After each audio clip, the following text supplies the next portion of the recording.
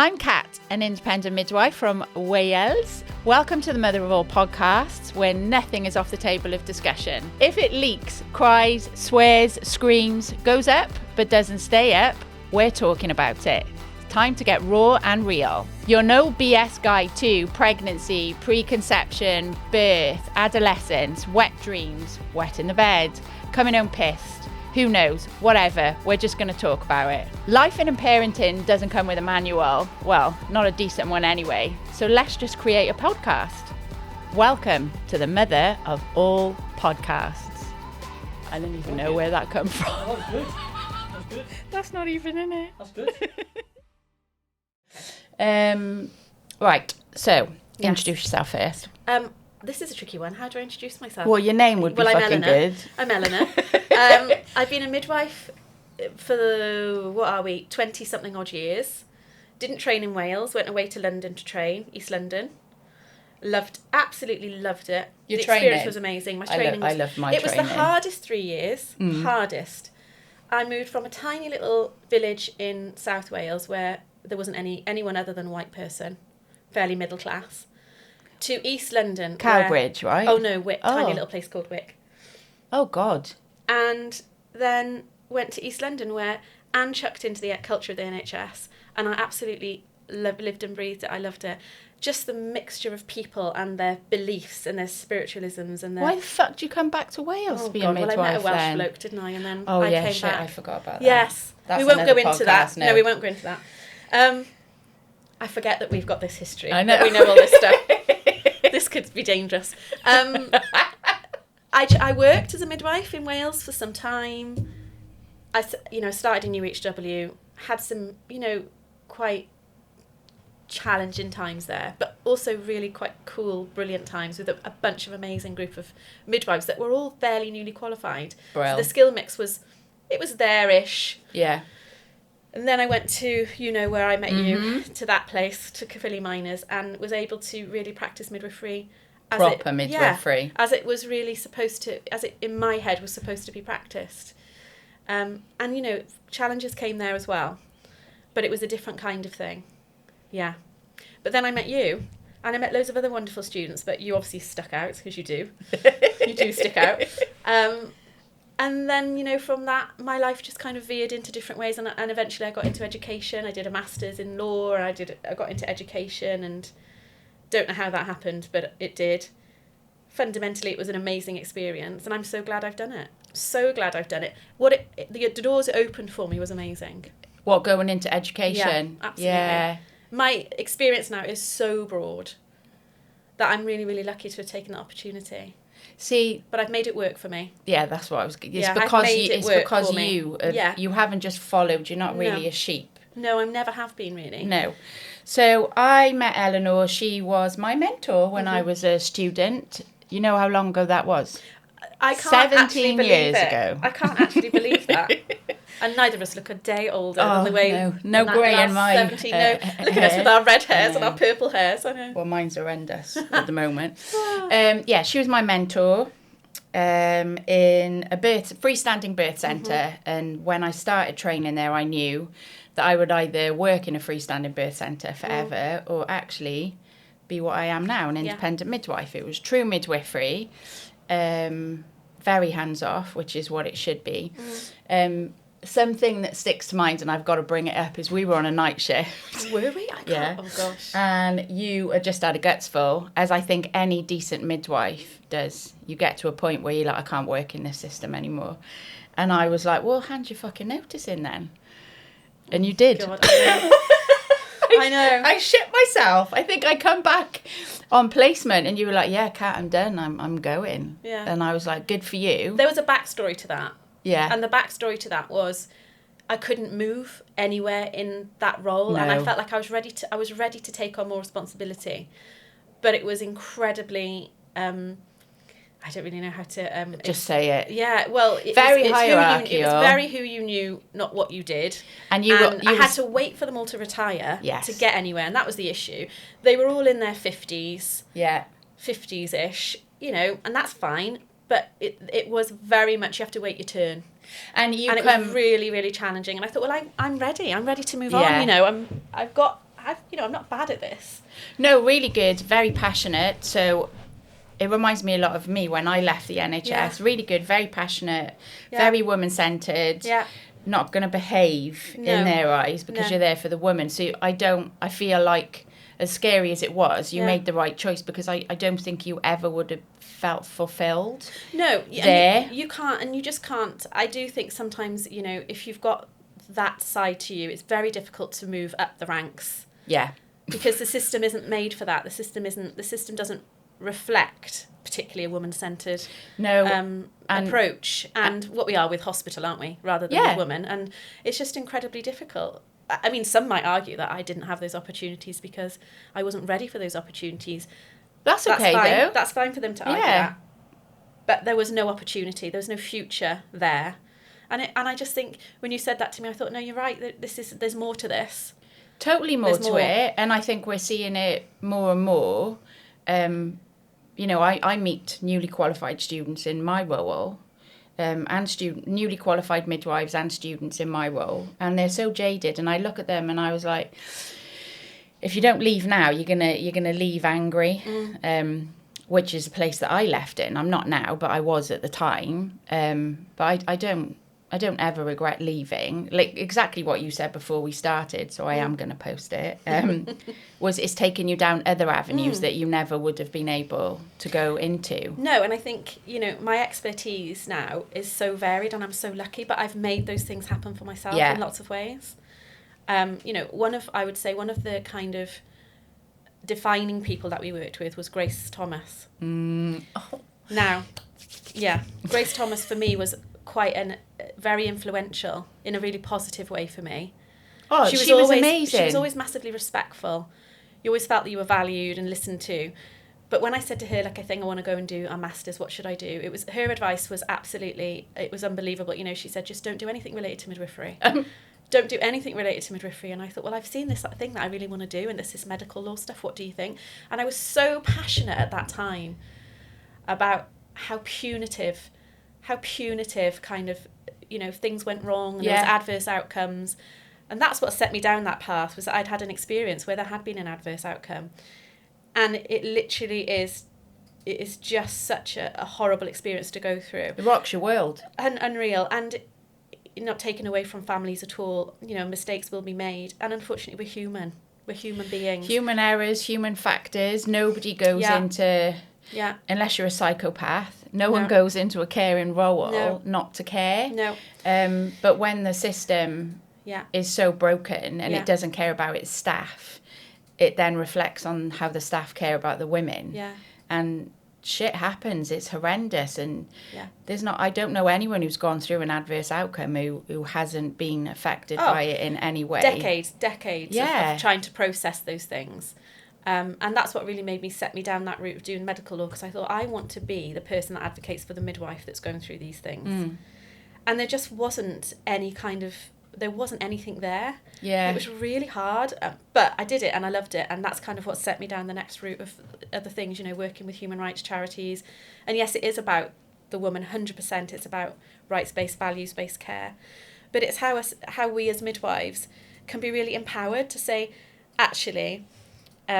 if you decline that, that's absolutely fine, and not be frightened of that. I hate that word. Not be frightened of it. Yeah. I mean, it's much better than refusing, because it's awful. It's much better than refusing. But if you choose not to have that, it's okay, and you don't need to panic that something terrible is going to happen to you as a practitioner. We have to move away from that. Do you see? I'm a cup overflowing. Mm-hmm.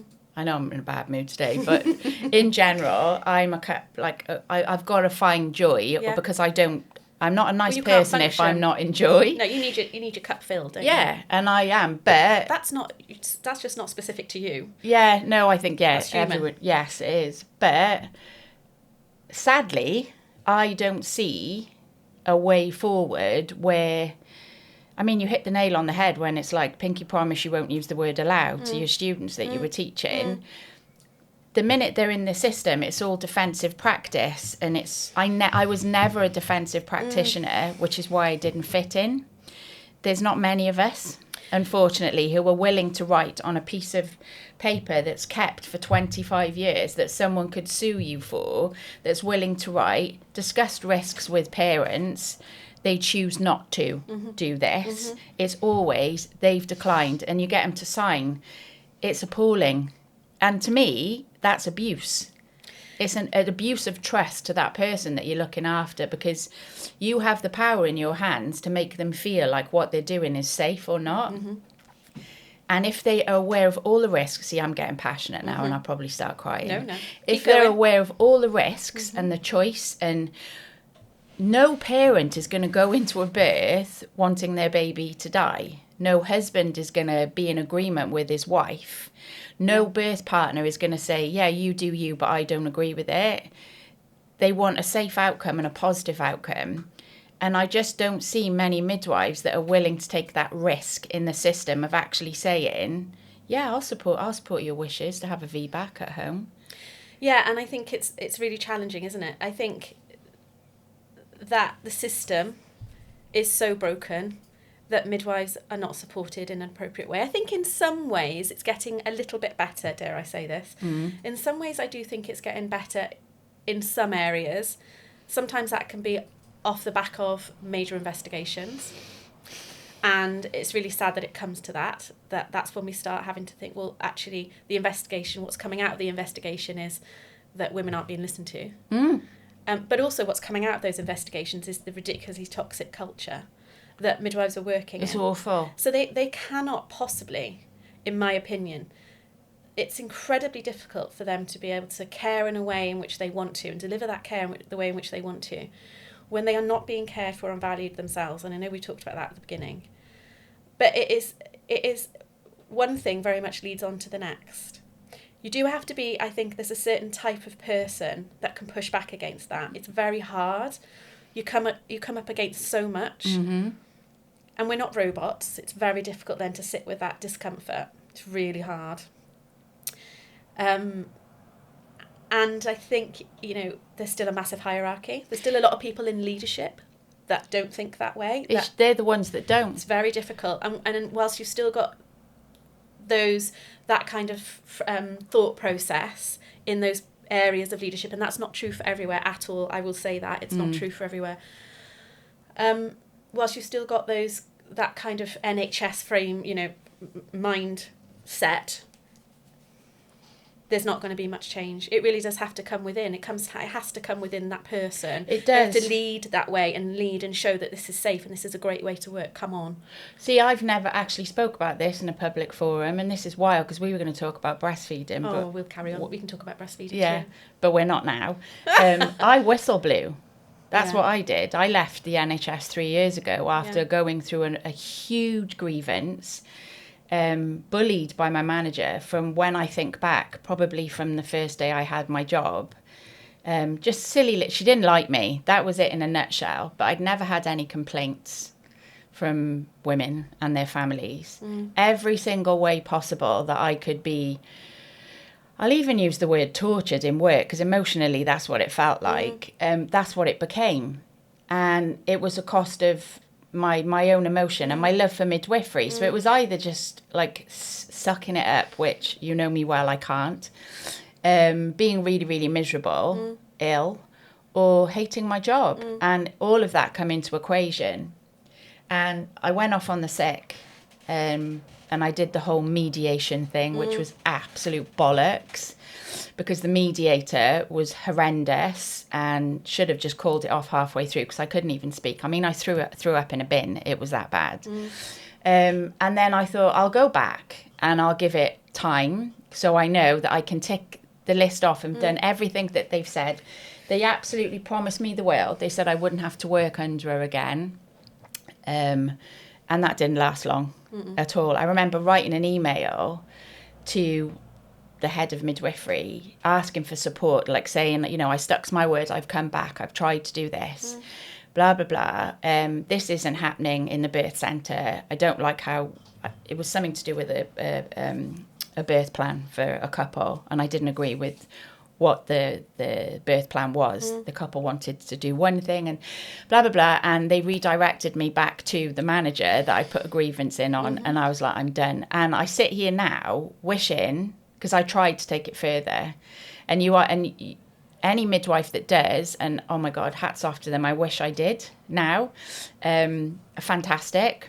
And the ones that have won, it's been like 8 years of going against everything that anyone else has.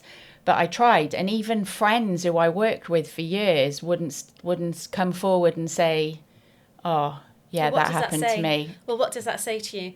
You know, it's such a toxic environment. It is. It's cruel in lots of ways, and the system is broken. And I think more and more the public are seeing that. Yeah, it's really hard because as an IM, I mean, I say all the time, I'm not bashing NHS midwives. No. All my best friends still work in the NHS. Yeah. It's not that. It's the actual system. Yeah. And if we just keep going back to it, if you're not treated nice, I mean, the night I left, I'll just quickly go on about it because this podcast could just be all about me. The night I left, I was going into a night shift and my manager said, "Can I have a word?" I wasn't pre-warned about it. And when you work in a birth centre, as you know, you work on your own with an NA. Yeah. That was it. And she took me into a room and gave me a list of complaints that the manager that bullied me had given her about me. Okay. She asked me to answer every single one of them. Ooh, I okay. didn't have anyone with me for support. And then I was in bits. I said, I can't work now. And she said, well, we haven't got anyone else to come in and we've got a lady coming in. I then had to look after a lady in labour for 8 hours by myself. And then I emailed the director of midwifery that night and I never went back. But obviously the process was so much longer than that. But that was how I was looked after. Well, you weren't looked after. No, exactly. And then I had to care for a woman. And luckily, I loved being a midwife. So I could just switch it off and be like, I'll deal with this tomorrow. Big red eyes from crying. She had a beautiful birth. That was my last birth on the NHS. And what I took out of it was, that's how I ended, not what happened 7 hours before. No. But I'm like, thinking back now, oh my God, who treats people like that? I don't know, and I'm not quite sure if that's what would happen in the private sector. I don't know if this is particularly specific to the public sector. I'm really not quite sure. But having worked at university for such a long time, that's not how people are treated. You can see that it isn't everywhere. You are treated in a very different way. Yeah. When you work, because you also worked in the Portland for a bit, I did work in the Portland, yeah. So that's proper private hospital. 100%. How were you treated there? That's a really interesting question because from a perspective of professional, in terms of my work, HR, incredibly professional. Really? Lovely, really enjoyable experience. We weren't encouraged to have, or we weren't allowed to have any more than 4 women postnatally or 4 women antenatally. And it was just such a pleasurable experience, not having to spread yourself too thin, but being able to really take time with the people that you're caring for. The flip side of that is that you could get the sense at times, not always at all, but at times that you were the commodity. You work for them. You're the midwife I've paid to be here. And there's a sense sometimes, not always, but there was sometimes the sense that I am working privately for you, so therefore, do what I need you to do because I'm paying a lot of money for this. That was very rare, and I only felt that maybe once or twice. Generally, I made wonderful relationships with the people that we cared for. And do you mean the women made you feel interesting? I've had a few clients not like all, that. And I think once people start paying for a service, they have a different expectation, and I can understand that. And me, I can understand that, but what they're getting in exchange is a level of experience, I would say, and a level of experience and time and energy that is very different from what they would get in a different situation. Yeah. But I loved it, and I would go back. That is so true, because I see it in independent midwifery, but not often, so rare. I would say out of all the couples that I've looked after, maybe 2 or 3 in the 3 years that I've been doing it. I wouldn't say anything to them, but when I come away from it, I'm like, it's because they don't know any different. So they've booked private care first off. So they've never actually accessed any other kind of care. No. So to them, that's the norm. And the connotation of the word private is predominantly means that you work for that person. Yeah. It's private. I'm expecting a They've level of hired something. you. Yes. And in a way, they have. Yeah. So independent midwifery, even just changing the word from private to independent, it feels freer. Yeah. Like, because I was a private midwife. Yeah. And they are very, very different. Yeah.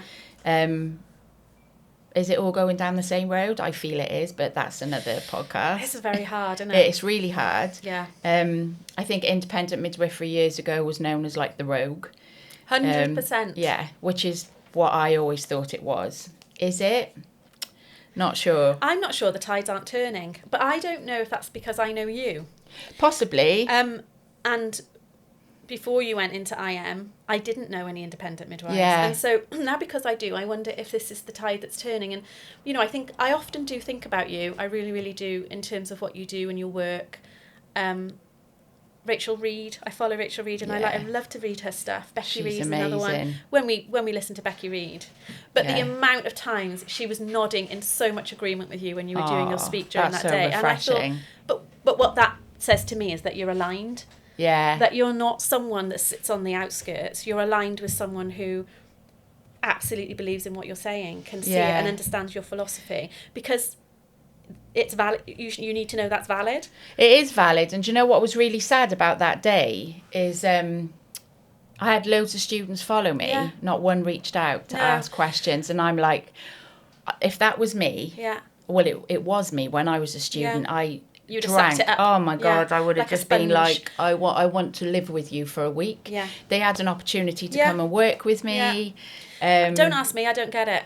I never will, so you just have to accept it. And if I'm honest, my first thought is fear, because I am a rebel, but not a bad one. There's different types of people. I don't even think you're a rebel, and I think you're giving yourself this narrative. I like being a rebel, though. I wouldn't say if I didn't. And I don't think it's a bad thing to say that about yourself. Isn't. But I think what you do is you practice midwifery. You practice midwifery in woman-centred care. But I will say... And unfortunately that is reflected in a rebel...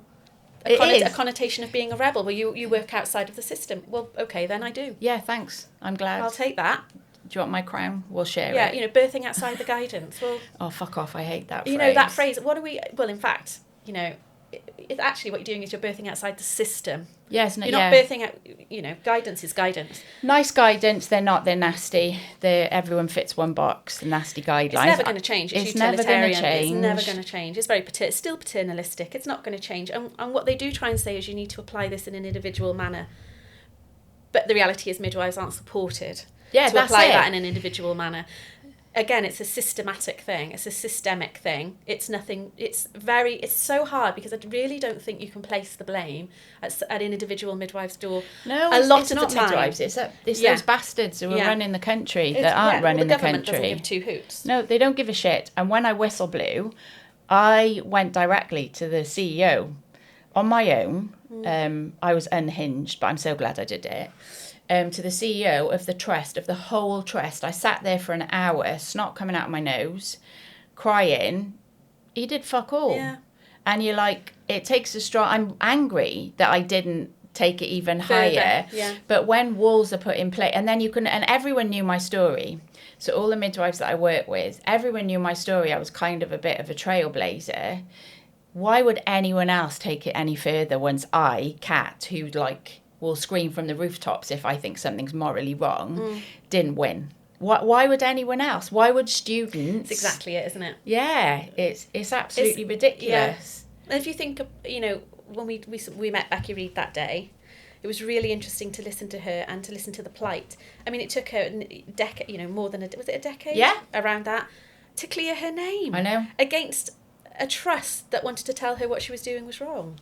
She was just being a midwife. Yeah. That was literally it. But we're still not learning. We're still not learning from any of these things. In fact, we're getting worse. It's getting worse and worse and worse. And it's, another investigation is not going to make any difference to anything. No, it isn't, because like IMs, we're renowned for being investigated, not for lack of care or not being safe, ego. So any kind of investigation that I've had has come from a place of ego and not a woman. Okay.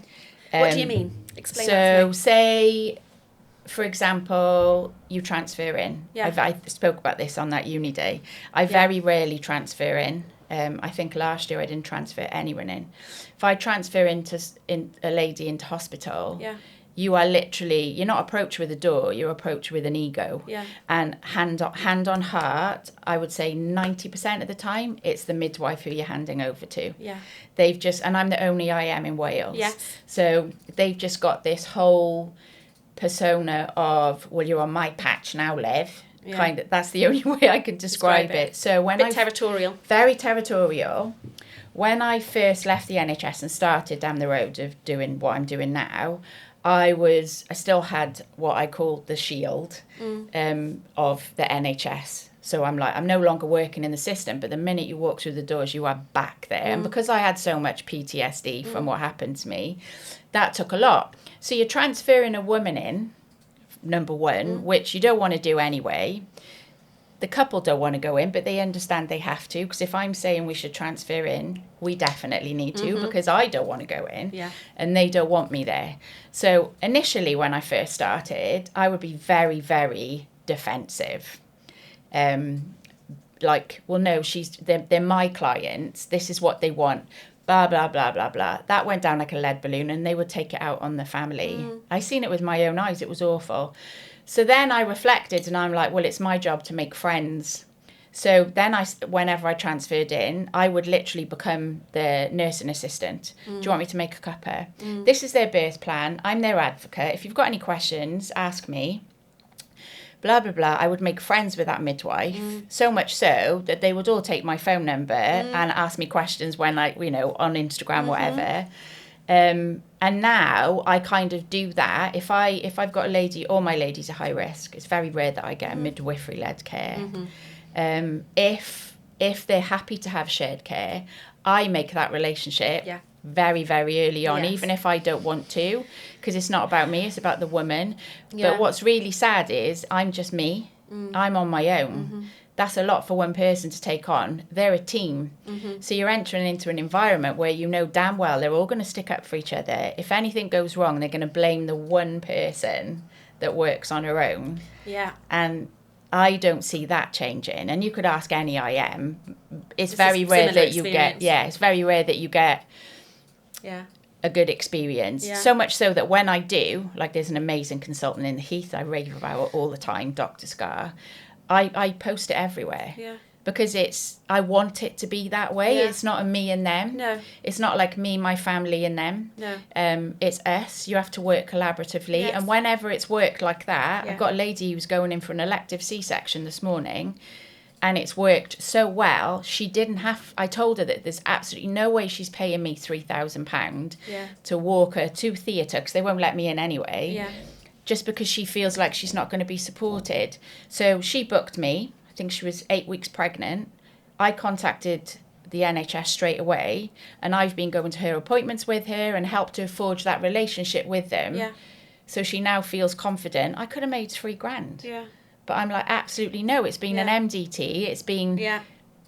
If I'm honest, in the 18 years, it's probably been one of the most refreshing experiences, because she was empowered enough to say what she wanted to say, and they actually listened. But would have they done that if I wasn't there?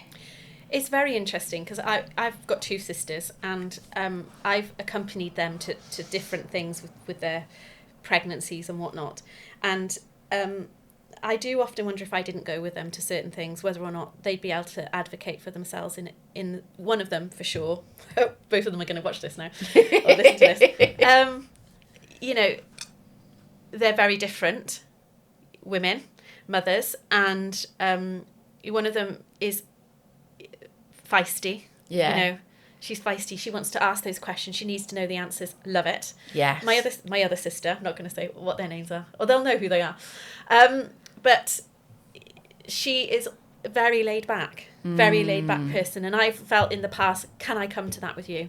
Can I come with you? Because I don't, Yeah, you can see she's going to get walked over. Here. Well, it's not even that she's going to get walked over, but I'm just not sure she's going to get actually the information she deserves to hear. Yeah. I think that's the issue for me is in years gone by, is I felt if you go to this appointment now, I'm not sure they're going to tell you all the information that you should be hearing, actually. Yeah. And that's why I've probably gone with her in the past.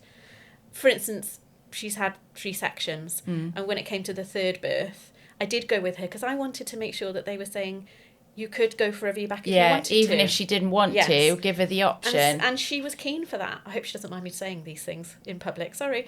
But I went with her because I felt it was going to be a fight. Yeah. She would find this hard to be able to say, well, actually, this is what I want. And then when the consultant was giving her the stats, I was like, actually, that's not the stat, is it? That's not actually the risk here, is it? And she really, would her never risk is have tiny, said that. isn't it? And no, she doesn't know. And also, you don't know what you don't know. And they're going into a system where literally they just think, well, they've just told me I've got to do this, and I've got to have that done. And that's true. And I do, on the flip side, I do think flip. Yeah, literally flip flop. Yeah.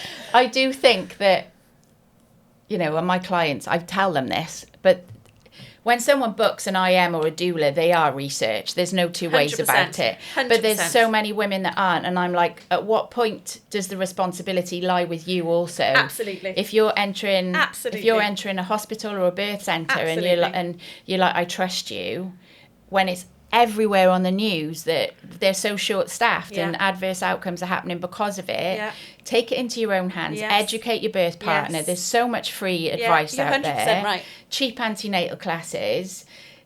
Just do it. So if you don't, they're going to hate me for this, but I don't give a fuck. You are partly to blame. It's difficult, isn't it? It is. But I do think that some people can't access that information for whatever reason that is, and they're going to find it really hard to access that information for themselves. But that's why we're their advocates. So it's 50, it's like half a dozen of one and 6 of the other. Yeah. Some people are never going to be able to inform themselves in a way that we would love them to inform themselves, because there are lots of reasons out there. There's socioeconomic reasons, there's systemic racism, educational needs. There's a lot to do. There's tradition, their family life, their culture, what they're used to. So there's going to be lots of reasons why they don't inform themselves in a way that might change the system from within almost, very oddly. That's why we're there. We're there to advocate them and to say for them, I've never met you before in my life. You're 40 weeks pregnant, you're in labour. Did you know about X, Y and Z? Do you know your options are this? How many people used to come to the birth centre, and you've never met them before, and you're going through your part 1 and you're reading through things, and did you want symptom action? Do you know what it is? No, not a clue. So many. So you've got to make that. You've got to advocate in that moment. And quickly explain to them what symptometry, VitK, all of that. I'm going to post something wild today about VitK, so please watch it. Okay. But it is your job too. Yes. As well. That's just what we because do, we advocate. But how many midwives tick to say they've had those conversations? I don't know, but I think it's dangerous to assume that's what they've done. Yeah. And you don't want to do that. You don't want to assume that that's what they've done. They might have, and that's for their own conscience to deal with. I really hope that's not what's happening. Yeah. But all I can do is speak from my own experience, from you and I when we trained together. Yeah. I know that's not what how you were ever taught and I was ever taught. No, the 36-week birth plan, because we were on Community. Yeah. The 36-week birth plan appointment was never 10 minutes. No. And that's when we should be speaking about blah, blah, blah. Yeah. Does it happen? I don't know. I know when I was a community midwife, I did it. So I can only talk about my own experience. Yeah. And even then, it was probably 20 minutes, that's all. How can you talk about your birth, the most vulnerable day of your whole life, in 20 minutes? It's really hard. But when I met with, what's her name? She was at that lecture. She was at that uni day as well, because I said to you, she's definitely going to ask me. Karen Jewell. Oh yeah, Karen Jewell. I went to, she had a drop-in thing in Cardiff. Oh, right, okay. It was literally 3 weeks before that opened. I should probably know about this, shouldn't I? Uni day. So it was really sad, and this is the flip side, see. It was open to everyone. They posted it all over social media. I shared it on all my platforms. There was me, one of my clients, and another couple. That was all. And that's that was it. there. There was no other members of the public. Lots of NHS staff. Oh, I was going to say, were there any NHS staff? That she'd taken, but Okay. it was a public forum for them to come and tell the maternity services what they want from them. And I just thought, oh, totally get it. Once you've had your baby, all your complaints go out the window, but they come back and bite you on the arse at some point. And that's when you probably will do something with it. And I said, and there was consultant midwives there, one that we both know. And I said to her, it starts with a community midwife. At that first booking appointment, and I used to say this to students when I lectured in USW, every single antenatal appointment that you have, say they only have 5 now, whatever, you can spend 5 minutes talking about a specific topic to birth, i.e. first stage of labour. And community midwives aren't doing it. I'm generalising. I know they're not doing it because when I went onto community myself, not one midwife in that community office mentioned Tyrian Birth Centre that had just opened that I worked in. There was just default either the general hospital here or the general hospital there, and no one mentioned home birth. No. And isn't that weird? Because that was our bread and butter. we did. That's That what was I was our bread taught. and butter. Yeah, and I and the thing is, it's really interesting because if anyone's watching this from, let's say, any of the They're all going to watch it now If any because of it's the- not about breastfeeding. it's not about breastfeeding at all. We'll get onto that eventually.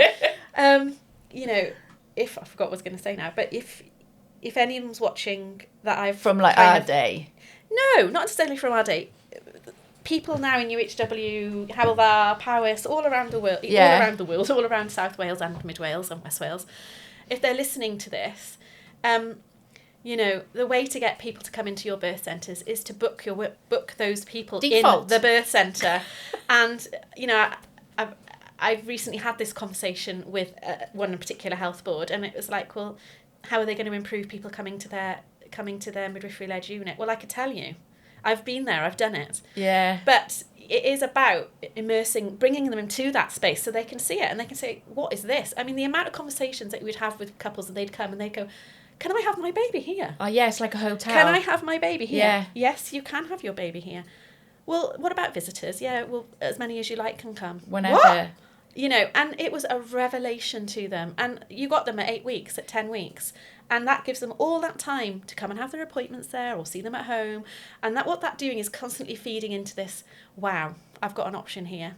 That I I've got didn't know I options. had. Yeah, that I didn't know I had. You're already changing the way that person's thinking about their own experience and what they can get from It this. is. And it is community. Yeah, it is. I don't know. I mean, And I know amazing community midwives. I work alongside amazing community midwives when we do shared care. Yeah. So it isn't everyone. No, it isn't, of course But it not. is, everything starts with that Of course first it does. booking appointment. And Yeah. God, what an amazing job. Yeah. Like as a midwife, The to influence book a we woman, have and the huge. power that we have is huge. Do it at booking. Yeah. It fries my brain. Yeah. The default should be a spontaneous vaginal birth at home unless the woman wants anything else. Yeah. And feed that into her brain. She doesn't have to birth at home if she doesn't want to, No. but just planting that seed. That's what all the research says. Plan for a home birth even if you don't want one. Because planting that seed in your head gives you an element of empowerment, because you're going to say, what, am I allowed? The amount of women that say, am I allowed to have a home birth? I'm like, it's your home. But it's your birth, your body, your baby. In your Thank you, Sarah Wickham. Yeah. Like, what the hell? You choose what you want to do, and we help you to get as much of that as you possibly can in a safe way. And that's what our role is to support a person in their choice in a safest possible way. And where do you feel the most safe? Yeah. At home. It's very rare. I mean, I went out, I'll just Very quickly... simple. It is. It's very, very simple. And I am just a simple midwife. That's what I say. I went out to a lady at home birth. She planned it for 9 months. And we talked about safe environment. Birth is environmental. If you can get the environment right and the support is there, you can birth out your back garden, which I did have one a year ago, actually. But there we go. And I got there and I knew I'd known her for 9 months. She was in labour. Yeah. And I knew instantaneously it's not going to happen. Okay. She was like a rabbit in headlights liver. And first time that's ever happened. Yeah, okay. So I was like, it's down to me. Yeah. It's How do down you make to this me change? to make this change. We waited an hour. Her partner was very nervous. Well, that doesn't help either, does it? No, but he was feeding off her. She was like ants in her pants. Mm-hmm.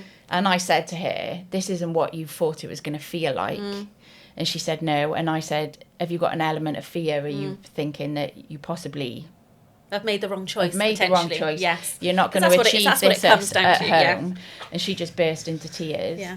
We got in the car. We went to an alongside unit. She had her baby an hour and a half later. Yeah. She just needed that element of... safety. That she didn't know that she was going to need. Yeah. But I swear, because she thought that she was going to birth at home, that's what allowed her to make that decision. Yeah. It's really not that hard. But I mean, you know... listening to this it's like a revelation, but it shouldn't be a revelation. You know, like I don't get to talk about it much, because I work on my own, and we have an IM group, but it's all but we all think the same. Yeah. So it's really refreshing, and I know you think the same, but you don't get to talk about it much. Either. No, I don't really. And you know, one of the biggest things that's come up lately is when I've gone for interviews, is one of the biggest issues that has come back. One of the biggest amount of feedback is my clinical credibility. No. Yes, my clinical credibility, and I mustn't have clinical credibility because I haven't been in practice. Actually, you know, in a hospital.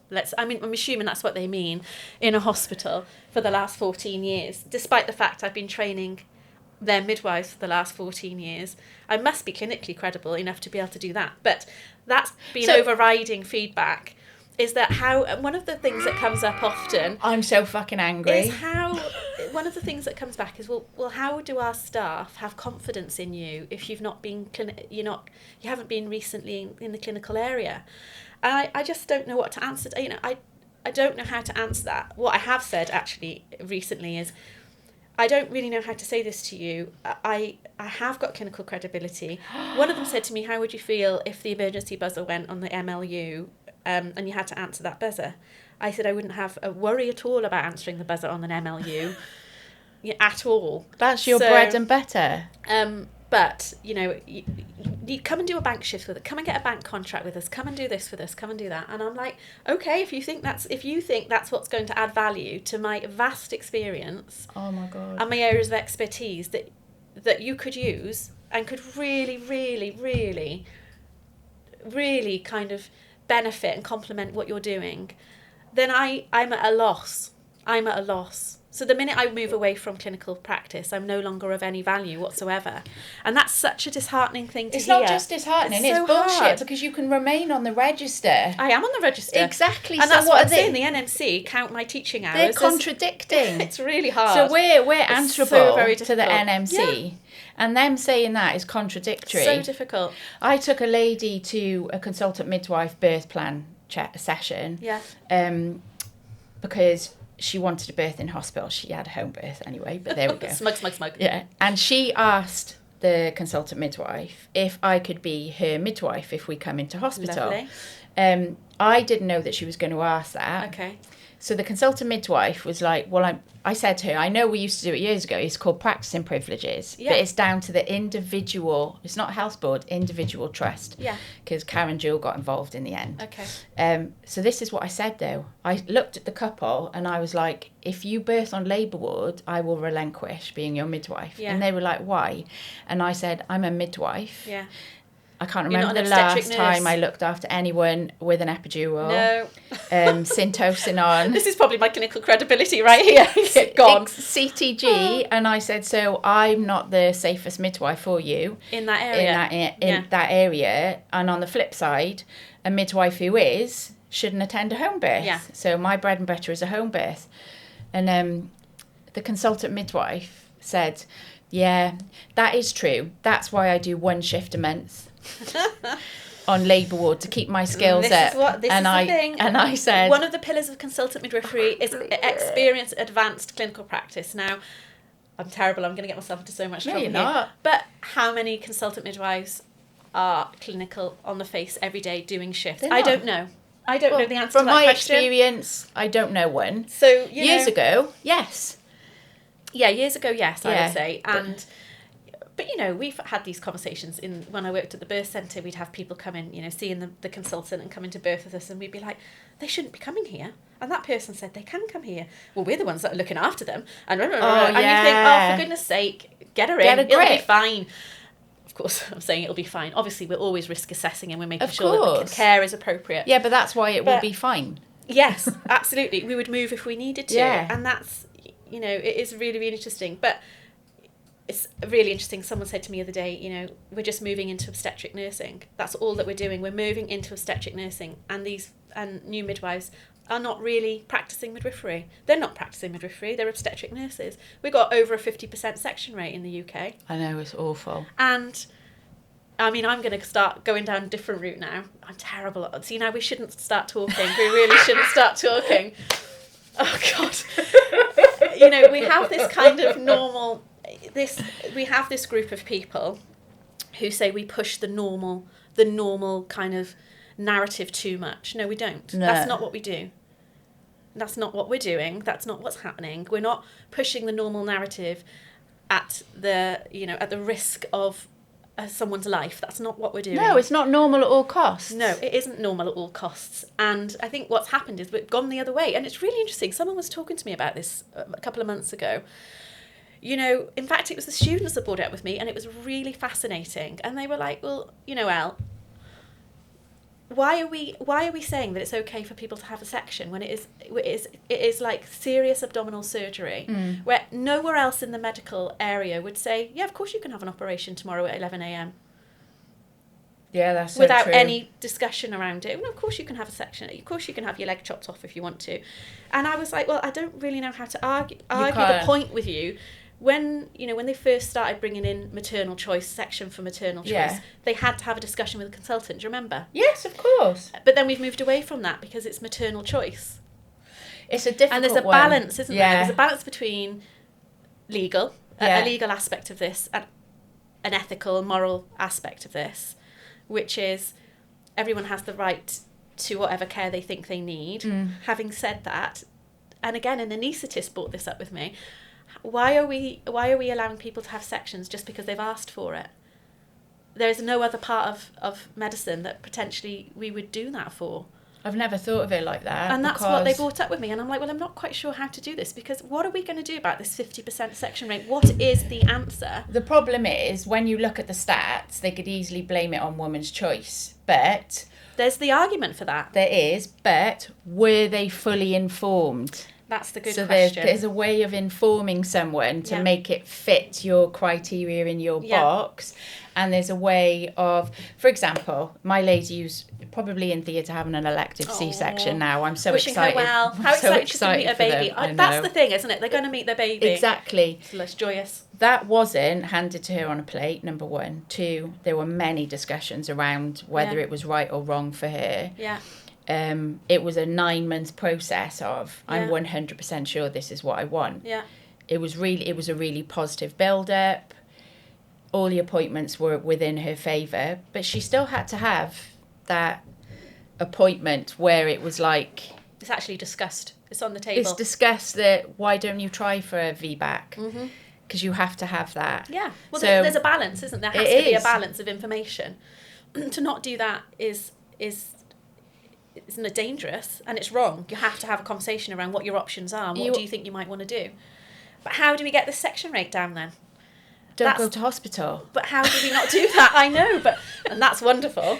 Yeah. But how do we do this? Because midwifery's going. It's disappearing before our very, very eyes. All the community midwives out there, even my friends, are going to hate me, but it starts with them. There's no two ways about it. That first booking appointment it starts is with us, full huge. stop. It does. Yeah. You watch Call the Midwife. Oh, goodness me. Call the Midwife. And that's what I am now, and I absolutely love it. Can't wait to see you on your bike, your basket. Oh, yeah. Electric bike. Well, that's what I used to have a scooter. That was my mode of transport. Yeah, I do remember that. Yes, my dear. It does. It starts with midwives. It does, doesn't it? We're going to crack on. We're going on and on and on. I Can we talk about breastfeeding? No, we'll have to do that on another podcast. Oh, no, I'm so sorry. So you'll have to come back. 11 o'clock. But no, I'm glad. I want you to come back and we will talk about breastfeeding. Yeah, we will. So I now have to think of a title for this. Because it was going to be... Rant. It was going to be Tits, Tears and Tantrums, but now it'll be something else. I don't know what we're going to call this. And the biggest thing for me last night when you sent me that message about what's the biggest thing that's happened to you in your life. Yeah, think that's of these my things. next 3 questions. That was so hard. Well, there we go. What's a defining moment in your life? I couldn't. It was really, really... I suppose for It's me... not the defining. No. It's one One of. defining. I think for me, it would be a couple of things. It would be... And it's very cliched, isn't it? Mostly probably having my daughter. Yeah. One of the most defining would probably be starting to learn to be a midwife would be one. What? Training? Okay, yeah. And then obviously probably the biggest defining is losing my mum when I was 17. Yeah. So for me those three things would probably be the biggest things. How did those three things change you for the best? I don't know really, and I don't know. That's really, really hard. I think sometimes I think to myself, coming to the midwifery thing, I remember saying to my dad, I'm going to go and train to be a midwife, and he was like, are you sure that's the right thing for you? I said, what do you mean? He said, you do, and I'll remember his words, I'll never forget them. You do need a robust psyche to be a midwife. He did not. He did say that. Fucking hell, he couldn't be more right. He did say that. You need a robust psyche, to be a midwife. And I think what he saw in me was that I'm probably quite sensitive, and I'm, I feel things deeply. But you need that as well. And I agree. And I say this to students all the time. Don't have a thick skin. Don't have it. Don't feel the feels. You need to, otherwise cry, man. You have got to feel it. So probably that was one of the defining moments when he said, and I thought, you know what, screw you, I will be a midwife. Yeah. And sometimes I think to myself, what if I just listened to him? What if I'd just listened to him? Not and my choice would have been, my road would have been something different. Yeah, on the bad days you can wish it was. And that's true. And I think I wouldn't have the scars that I have related to midwifery that will stay with you forever. Do you think he said that to you to poke the bear? Or do you think he was genuinely coming from a place of I think he genuinely thought... Yeah, I do. I think he genuinely thought, I don't think this may be the right thing for you. He wasn't wrong, like in what he said. No, he wasn't wrong. You do need a robust psyche. I've never thought he was wrong about it. But I think what I disagreed with him was that I didn't have a robust psyche. I felt that I do have a robust psyche. And I think in my head, what I thought was, I've lost my mum. Nothing could be worse than that. Yeah. And that was, I suppose, what was in my head. I don't think I said that to him, but... Yeah, I think in terms of my mum, I don't know how that's made me a better person. You literally just said it. I've lost my mum. There can't be anything worse than that. No, but I don't think it can I don't know if it makes you a better person. Just makes you a very different person. Yeah. Without that person to kind of go to for guidance. 17. It's very difficult. Yeah. You're the oldest, I'm the eldest. And the youngest, Catherine, she was only 12. And there was 4 of us. Yeah. And it has affected us all in... with such a magnitude that's carried on through your life and the way you raise your children. Are you an overbearing big sister? Well, you'd have to ask them that. You'd have to ask them that. Have they ever said that you are? How can you not be when you take that role? Cow. Yeah. I'm a bossy cow. I'm reactive. One of them would say I'm definitely reactive. I think one of them might even say I'm toxic, which is a bit worrying. That really is concerning. I don't know. I think what I am is, as much as I can be, would always be there for them as much as I can be. That within the remits that I'm capable of doing that. Yeah, I see that in you. But, pushy, bossy, probably. But quite loving, I think. Midwife, see? I don't know. What would you go back and tell your younger self? I've thought about this. And that was a really hard one. And I think that what I would say to myself is, you'll be okay when your mum goes. You will be okay. God, don't. Jesus Christ. That you will be okay. Because she had a really best friend. She had a best friend and we still keep in touch now. And I remember her saying to that best friend, Ellena will be okay. And last night was really what made me think about it. And I thought, what would I tell my younger self? And that is that I will be all right. That'll be okay. Because before she went, I thought nothing will ever, I'll never be able to get through this. Of course. But you do think, you can do it. You can do it. And you can thrive. And you can make a difference. So it has changed you. Yeah, okay, well, there you go. It has. It has changed me. But sometimes I just think, I just wish I could talk to you right now. Oh, come on. Give me a sign. Every now and then I'm like, just give me a sign. No Everyone who comes on who've lost parents, and bearing in mind the conversation us three had before we started. Yeah, I know. And this is a difficult one for you as well. It is. Everyone who comes on and who've lost parents, they all say the same. They just wish they could ask that one more question kind of thing. I've often thought, if I want 5 more minutes with her, I'm not sure if I could do that because the thought of only having that 5 minutes. But to me, she always looks a certain way. Like now she would be 70.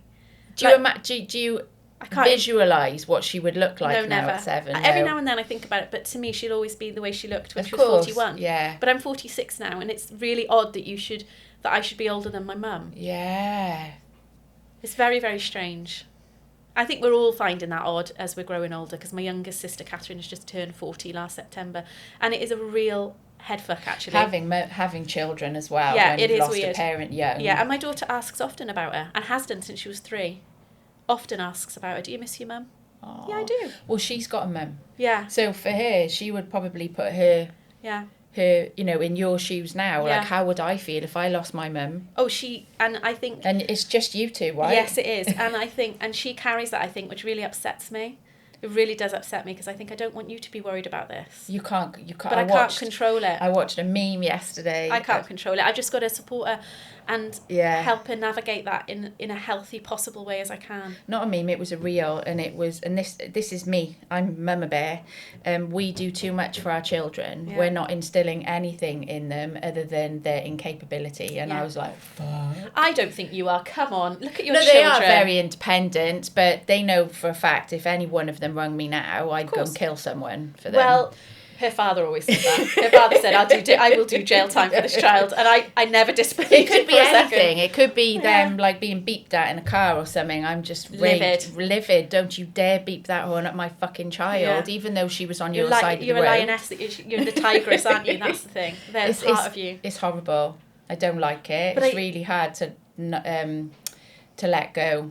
It is. And if I went back and told myself something, like do this every podcast, it would be let go. Learn to let go. That's hard. Oh, I can't. It's not in me. I wish it was. But they're still young. Yeah, not just about them, but about anything I care about. Let go. Because sometimes it's more damaging to yourself. It is. Have you heard of the let them theory? Yes. Mel Robbins. How do you find it? It's a bit meh. But I will always, because I'm dyslexic, so I'll always read something, like I'm obsessed with the chimp paradox.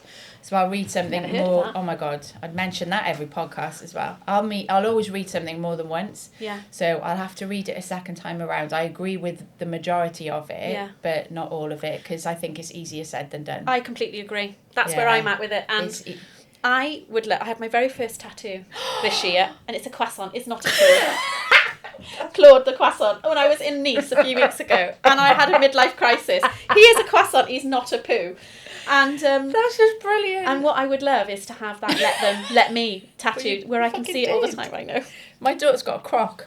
Oh, I like Caroline's that. got a croc on her ankle because she collects them. A shoe croc. Oh, yeah. My friend loves crocs. She probably have that too. She's nuts. But I think one of the biggest things is that I don't think it's easy you have to keep, it's something you really have to keep doing, this let them, because I think for people like you and I think we find it very difficult to let go of the sense of personal injury, assault. Morals. It's morals it's very for me. hard. If I don't agree with something, and everyone calls me Marmite, you either love me or you hate me, but if you love me, I'll be loyal to you for the rest of your life, and I will kill for you, because that's how much I care about things. Oh, you are. No, I don't think you're Marmite at all. It used to bother me, it doesn't bother me anymore. Because if you like Marmite, you're strong, aren't you? You are strong. Well, you have to be. It's a strong breakfast spread.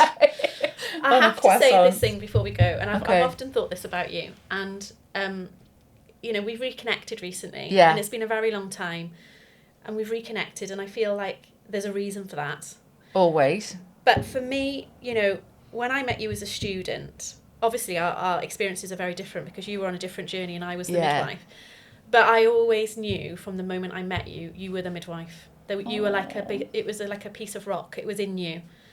And so straight away, like I always had confidence in what you did. I always felt like I never worried about having you as a student. I thoroughly enjoyed having you as a student. It was great fun. Mooching around the valleys in a little mini was the best thing ever. We had a great time. And it was. I loved your passion for things, and I remember you used to be so concerned about doing your work and your uni work because of dyslexia and things like that. And I just thought, you've just got no worries, girl. You've got no worries. Thank you. And I'm dead proud. I'm dead proud when I say she was my student. It's so exciting. I'm proud. And I think you should be too. And we've talked for an hour about this. It's the system. Yeah. But there are some amazing midwives out there. There are. I've got to say it. Amazing leaders. There really are. I could name them, but I don't want to in case I get into trouble.